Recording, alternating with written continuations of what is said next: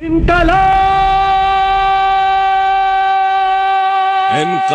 की ये आवाज कभी बुलंद होती तो कभी दबा दी जाती। इस आवाज से कभी पूरा देश झंझना उठता तो कभी ये आवाज अनसुनी हो जाती। किसी दरवाजे के पीछे ऊंची चार दीवारी के भीतर स्वतंत्रता की आत्मा जंजीरों में जकड़ी थी, छटपटा रही थी। कभी एकदम परेशान हो उठती तो कभी दम तोड़ते तोड़ते अचानक जी उठती। कोई बोलकर, गरजकर, दहाड़कर तो कोई अपनी चुप्पी से अंग्रेजों को तोड़ रहा था। इन सभी का मकसद एक था, आजादी। भारत के शेरों का दहाड़ना अंग्रेजों को डराता था तो खामोशी उनकी नींद हराम कर देती थी। तभी तो अपनी फौज लेकर बार बार इन्हें रौंदने चले आते थे।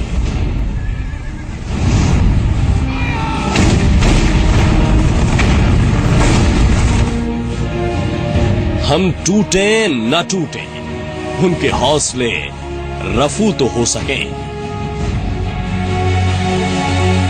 यकीनन संघर्ष का दौर आसान नहीं था। अंग्रेजों की ताकत और उनकी बर्बर हुकूमत के आगे टिका रहना बच्चों का खेल नहीं था। ये काम संघर्ष का दौर आसान नहीं था। अंग्रेजों की ताकत और उनकी बर्बर हुकूमत के आगे टिका रहना बच्चों का खेल नहीं था। ये काम सिर्फ उन परिंदों का था जो फितरत से आजाद थे, जो सशक्त और स्वतंत्र भारत का सपना देखते हुए गुलामी की बेड़ियां तोड़ने के लिए धधकते ज्वालामुखी बन रहे थे। ऐसे ज्वालामुखी जो कब फूटेंगे इसका अंदाजा अंग्रेज कभी लगा ही नहीं पाए। गुलामी किसे अच्छी लगती है? न चरिंदे, न परिंदे और न इंसान ही गुलामी पसंद करता है। यूं तो देश की गुलामी सबको कचोट रही थी, लेकिन आजादी के लिए आवाज उठाना सबके बस में नहीं था।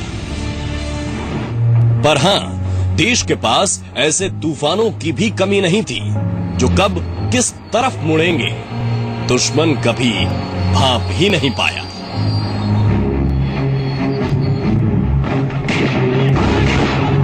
देश को आजादी दिलाने का जज्बा क्रांतिकारियों के दिल में हिलोरे मारता था। ऐसा हो ही नहीं सकता कि गुलामी की जंजीरें तोड़ने के लिए कभी किसी ने कोशिश न की हो। पर शुरुआत किसने की ये कहना मुश्किल है, क्योंकि हो सकता है कि आजाद होने की पहली ही कोशिश को बड़ी बेरहमी से कुचल दिया गया हो। लेकिन हिंदुस्तान के इतिहास में जिस लड़ाई को पहली जंग आजादी का खिताब मिला वो थी सन 1857 की क्रांति। भले ही ये क्रांति देश को आजाद नहीं करा पाई, लेकिन इसने आजादी की जंग को एक दिशा जरूर दे दी।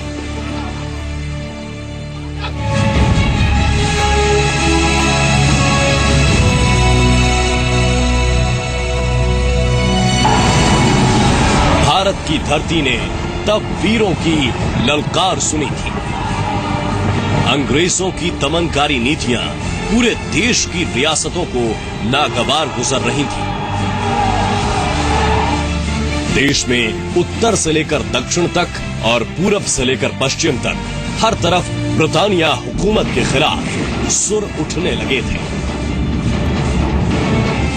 अंग्रेज इस बात को बखूबी जानते थे, लेकिन उनके सामने समस्या ये थी कि वो एक जगह विद्रोह को खत्म करते तो दूसरी तरफ से आजादी का परचम बुलंद हो जाता।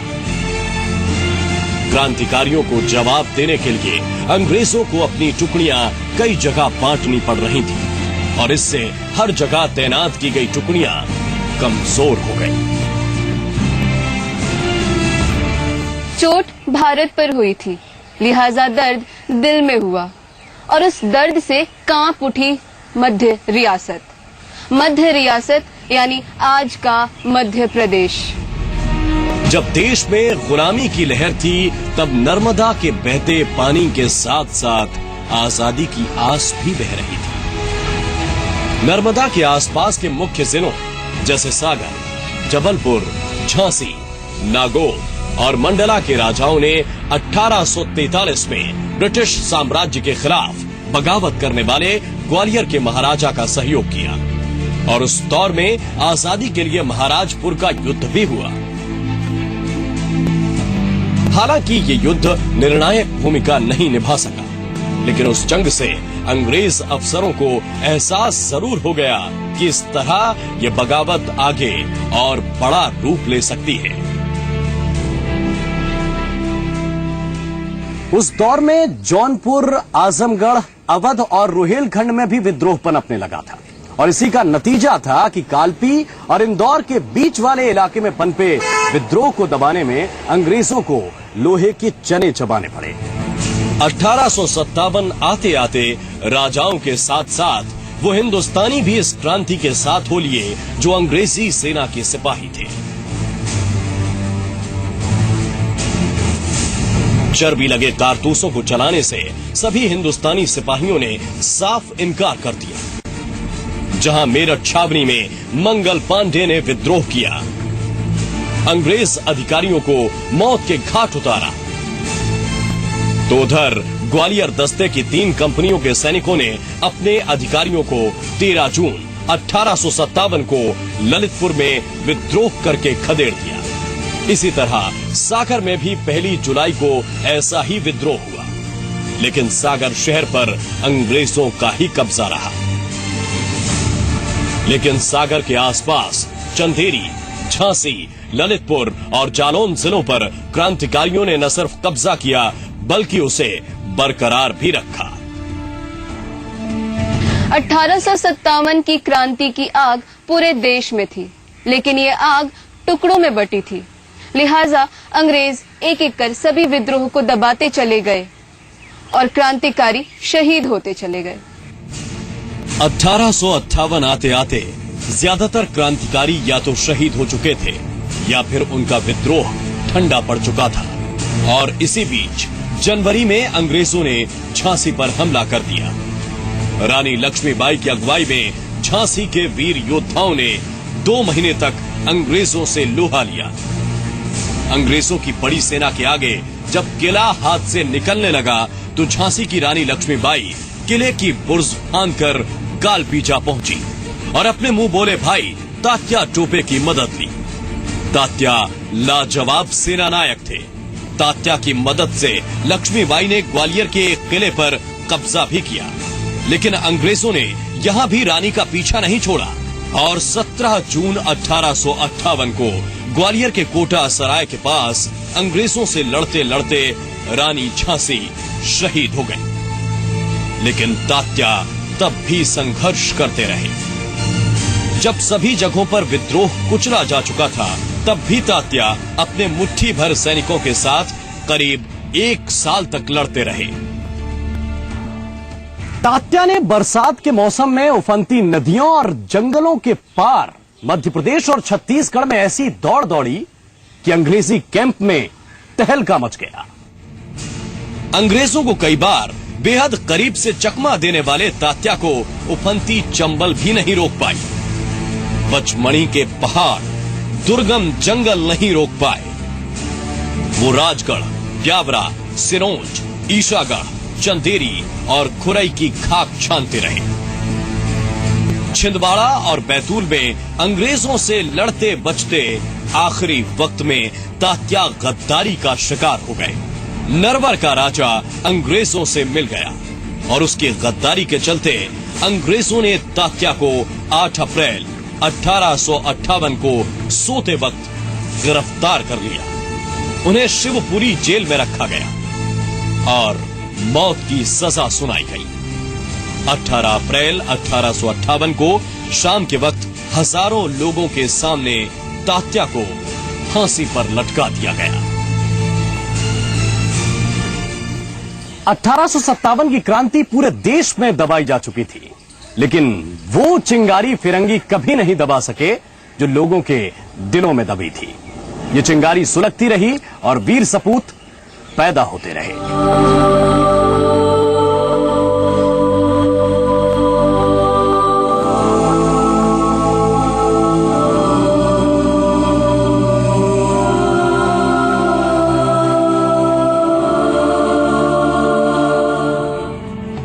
सीताराम तिवारी और जागरणी देवी ने चंद्रशेखर तिवारी को जन्म दिया। चंद्रशेखर की मां उन्हें संस्कृत विद्वान बनाना चाहती थी, इसीलिए उन्हें बनारस के काशी विद्यापीठ में पढ़ाई करने के लिए भेजा गया। उस वक्त चंद्रशेखर सिर्फ 15 साल के थे। ये दौर था महात्मा गांधी का, उनके चलाए जा रहे असहयोग आंदोलन का। सन 1921 पूरा देश गांधी जी के पद चिन्हों पर चल रहा था। चंद्रशेखर गांधी जी से इतने प्रभावित थे कि असहयोग आंदोलन में कूद पड़े। गिरफ्तारी हुई तो मजिस्ट्रेट के सामने पेश किए गए। मजिस्ट्रेट ने जब नाम पूछा तो चंद्रशेखर ने नाम बताया आजाद, और तभी से चंद्रशेखर आजाद हो गए। आजाद की जिम्मेदारी फंड जुटाने की थी। फंड जुटाने और अंग्रेजों को अपना दम दिखाने के मकसद से 1925 में आजाद ने साथी क्रांतिकारियों के साथ मिलकर काकोरी स्टेशन के पास अंग्रेजों की ट्रेन लूट ली।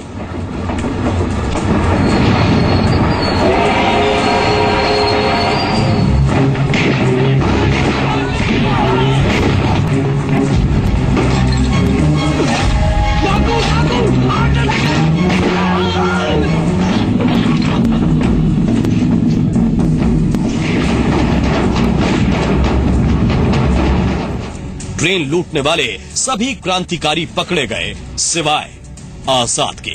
फरारी के दिनों में आजाद का ठिकाना बने ओरछा के घने जंगल, लेकिन वो यहां भी आजादी के परवानों को ट्रेनिंग देते रहे। 1926 में आजाद ने वायसराय की ट्रेन पर हमला किया। वेश बदलने और फुर्तीले बदन के मालिक आजाद भी उस वक्त उबल पड़े जब आजादी के परवानों ने लाला लाजपत राय पर बरसती लाठियों का शोर सुना। आजाद की प्लानिंग पर भगत सिंह ने लाला जी पर लाठियां बरसाने वाले सैंडर्स को मौत के घाट उतार दिया। मूंछों पर ताव देने वाला ये शख्स कभी पीछे नहीं हटा। अंग्रेजों को धूल चटाने वाला ये वीर अपनी जिंदगी का खुद मालिक था। कोई राज न कर सका इस शख्सियत पर। यहां तक कि आजाद ने अपनी जिंदगी का आखिरी फैसला भी खुद किया। बस इतनी सेवा कर सका।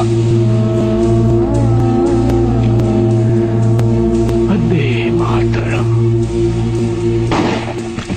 कोई पकड़ ना सका जिसे, वो था आजाद। परतंत्रता जिसे छू ना सकी, वो था आजाद। भगत सिंह, राजगुरु, सुखदेव और आजाद की शहादत का नतीजा यह हुआ कि देश में हजारों नए भगत और आजाद पैदा हो गए। गुलामी के बादल आजादी के सूरज को कुछ देर के लिए ढक तो सकते थे, लेकिन ये बादल भी एक ना एक दिन तो छटने ही थे। भारत के लिए ऐसी ही एक उम्मीद की किरण बनकर उभरे पंडित रविशंकर शुक्ल। पंडित रविशंकर शुक्ल का जन्म 2 अगस्त 1877 में सागर जिले में हुआ। पंडित जी बाल गंगाधर तिलक और महामना मदन मोहन मालवीय से बहुत प्रभावित थे। पंडित शुक्ल कई बार जेल गए, लेकिन उनकी रफ्तार थमी नहीं और वो अंग्रेजों की नाक में दम करते रहे। पंडित जी के योगदान को देखते हुए 1950 में उन्हें आजाद मध्य प्रदेश का पहला मुख्यमंत्री बनाया गया। 31 दिसंबर 1956 को पंडित शुक्ल ने दुनिया को अलविदा कह दिया। आजादी के लिए लड़ने के कई तरीके होते हैं। आंदोलन, भाषण और लेखन।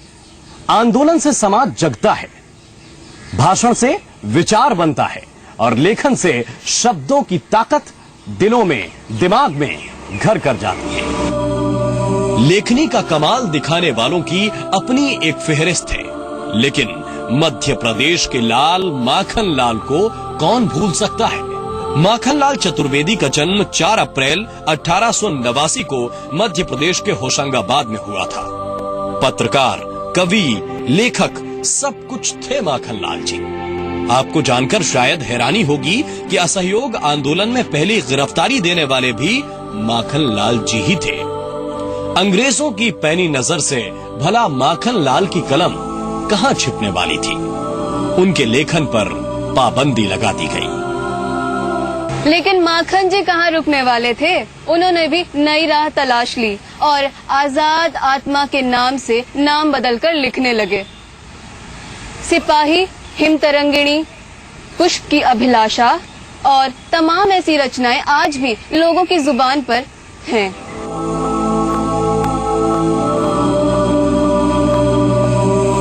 उन्नीस 1924 में ग्वालियर में एक और ऐसी शख्सियत पैदा हुई जिसने मध्य प्रदेश के नाम को नई ऊंचाई दी। नाम था अटल बिहारी वाजपेयी। अटल जी ने अपनी उच्च शिक्षा कानपुर में पूरी की और 1942 के भारत छोड़ो आंदोलन में बढ़ चढ़कर हिस्सा लिया, जिसमें अटल जी जेल भी गए। आजादी का दौर एक अंतहीन कथा है जिसकी कहानी युगों युगों तक सुनाई जाती रहेगी। क्रांतिकारियों की अमर गाथाओं को एक खांचे में समेटना लगभग नामुमकिन है। बड़े नामों के अलावा भी हजारों क्रांतिकारी देश में पैदा हुए जो देश के लिए शहीद हो गए। स्वतंत्रता के परवानों ने अपने जीवन को आजादी के नाम भेंट कर दिया ताकि आने वाली पीढ़ी खुली हवा में सांस ले सके, खुले आसमान के नीचे जी सके, बिना डरे, किसी का गुलामी में दम न घुटे। हवा स्वतंत्र होती है, पकड़ में नहीं आती। पानी दिखता तो है लेकिन किसी के हाथ में बंधकर नहीं रह सकता। आग जीवन में उठना तो सिखाती है पर उसमें कुछ शेष नहीं बचता, केवल लपट दिखाई देती है। आकाश जो मुक्त है, पकड़ से दूर है, हम और आप उसकी कल्पना ही करते हैं। पर आजादी पाने की खातिर इन वीर सपूतों ने पहाड़ को उखाड़ फेंकने की कुव्वत दिखाई, जिसके बल पर आज हम और आप अमन चैन से जी रहे हैं, आजादी के आसमान के नीचे।